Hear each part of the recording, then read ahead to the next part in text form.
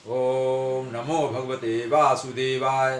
प्रस्तुत है श्रीमद् भगवद गीता का छठा अध्याय ध्यान योग, श्लोक संख्या 19 और 20। श्लोक संख्या 19 इस प्रकार है। यथा दीपो निवातस्थो नेंगते सोपमा स्मृता योगिनो यत चित्तस्य युञ्जतो योगमात्मनः। इसका भावार्थ है, भगवान कह रहे हैं, हे अर्जुन, जिस प्रकार वायु रहित स्थान में दीपक हिलता डुलता नहीं। वायु रहित का अर्थात यही जहाँ पर हवा में मूवमेंट नहीं है, हवा घूम नहीं रही है, स्थिर है, और वायु तो सब जगह रहती है। तो वायु रहित स्थान का मतलब है कि जहाँ पर हवा एकदम स्थिर है, उसमें मूवमेंट नहीं है, आभास नहीं हो रहा कि हवा चल रही कि नहीं चल रही। हवा तो सब जगह रहती ही है, लेकिन उस स्थिति में दीपक हिलता डुलता नहीं है, अर्थात बुझता नहीं है। उसी तरह से जिस योगी का मन वश में होता है, जिस योगी ने अपने मन को अपने नियंत्रण रख लिया, अपनी इंद्रियों को अपने वश में कर लिया है और उन पर उसने काबू पा लिया है, वह आत्म तत्व के ध्यान में सदैव स्थिर रहता है, वो भी स्थिर रहता है। ये इसका अर्थ है। शब्दों का अर्थ देखते हैं। इसमें यथा दीपो, यथा मतलब जिस तरह से, दीपो मतलब दीपक, निवातस्थो, निवात स्थो, निवात मतलब नी मतलब नहीं, वात मतलब हवा, हवा नहीं, स्थ मतलब जहाँ पर हवा ना हो, हवा के मतलब हवा के नया इंगते, ना इंगते भी दो शब्द हैं, ना प्लस इंगते, ना मतलब नहीं, इंगते मतलब हिलता डुलता है। जिस तरह से दीपक निवात स्थो मतलब हवा विहीन क्षेत्र में अगर रख दिया जाए, जहाँ पर हवा ना बहती हो, हाँ, प्रवाह ना हो, हवा तो रहेगी, स्थिर हो हवा, इसका अर्थ है जहाँ पर हवा स्थिर हो, उसमें मूवमेंट ना हो, वहाँ पर दीपक की लौ जो है, ना इंगते मतलब नहीं बुझती है, नहीं हिलती डुलती है। सा उपमा, सा उपमा, सा मतलब वह, उपमा वह मतलब यहाँ यह उपमा, उपमा मतलब इसकी समानता, स्मृता मतलब मानी जाती है, स्मृता मतलब मानी जाती है।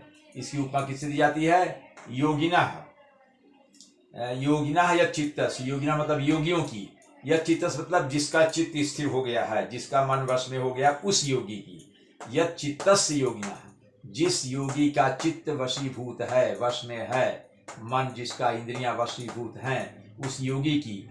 योगम आत्मना, योगम मतलब ध्यान में, योगम आत्मा दो शब्द हैं, योगम प्लस आत्मना।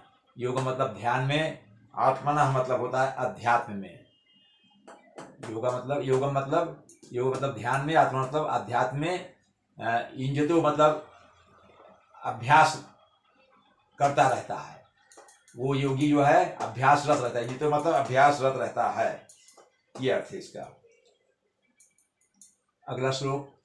यत्रो परमते चित्तम निरुद्धम योग सेवया यत्र चैवात्मन आत्मानं पश्यन्नात्मनि तुष्यति। इसका अर्थ है कि भगवान कह रहे हैं कि सिद्धि की अवस्था में, जिसे समाधि कहते हैं, जब सिद्धि की अवस्था प्राप्त होती है, वो अभ्यास करते हुए जब योगी या जो भी पुरुष है वो अगर सिद्धि की अवस्था में पहुंच गया तो उसे समाधि की अवस्था भी कहते हैं। तो मनुष्य का मन उस समय योगाभ्यास के द्वारा जो भौतिक मानसिक क्रियाएं हैं वो भी समाप्त हो जाती हैं। भौतिक मानसिक जो मन में भौतिक सुख साधनों से संपन्न जो क्रियाएं, जो विचार चलते रहते हैं, उनका भी पूर्ण रूप से संयमन हो जाता है, अर्थात वो भी नियंत्रित हो जाती हैं। इस सिद्धि की विशेषता यही है कि मनुष्य जो है, मनुष्य शुद्ध मन से अपने को देख सकता है। अगर वो सिद्ध पुरुष हो गया है, समाज में लीन हो गया है, भौतिक सुख साधनों का पर उसने विजय प्राप्त कर ली है, उसको नियंत्रण में रख लिया है, तो ऐसे व्यक्ति की जो विशेषता होती है, उसका शुद्ध मन भी, उसका मन शुद्ध हो जाता है और वो अपने को देख सकता है, मतलब अपनी अंतरात्मा में अपनी आत्मा को देख सकता है, ये इसका अर्थ है। और अपने आप में आनंद की अनुभूति महसूस कर सकता है, उसे उसका मन बहुत ही आनंदित हो जाएगा। शब्दों का अर्थ देखते हैं।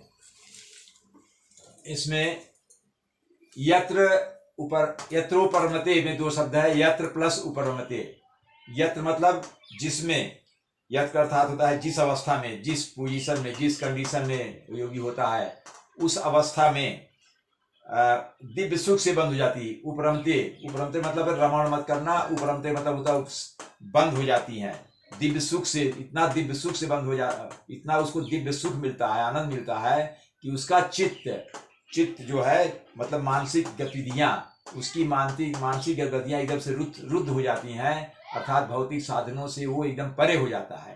निरुद्धम, निवृत्त होना, निवृत्त मतलब पदार्थ से निवृत्त होना, अर्थात पदार्थों का, भौतिक सुसाधनों का उस पर कोई प्रभाव ना पड़ना, उसमें उसकी लालसा ना होना। योग सेवया मतलब योग की सेवा से, यत्र मतलब जिसमें, चा एवात्मानात्मानम, इसमें शब्द है चा प्लस एव प्लस आत्मना प्लस आत्मानम। चा मतलब भी होता है, एव मतलब उसी प्रकार से आत्मना, आत्मना का अर्थ है विशुद्ध मन से, विशुद्ध मन से, और आत्मानम का मतलब होता है आत्मा की। यहाँ पर आत्मा मतलब विशुद्ध मन से, आत्मान मतलब आत्मा की, और आत्मनि मतलब अपने में, पश्यन्नपि, पश्यन्यात्मनि में दो शब्द हैं। पश्यन मतलब देखता हुआ, समझता हुआ, उस पर दृष्टि रखता हुआ, आत्मनि मतलब अपने में। तुष्यति, तुष्य मतलब तुष्ट होता है, संतुष्टि को प्राप्त होता है, अर्थात एकदम संतुष्ट हो जाता है, आनंदित हो जाता है, ये इसका अर्थ है। ओम नमो भगवते वासुदेवाय।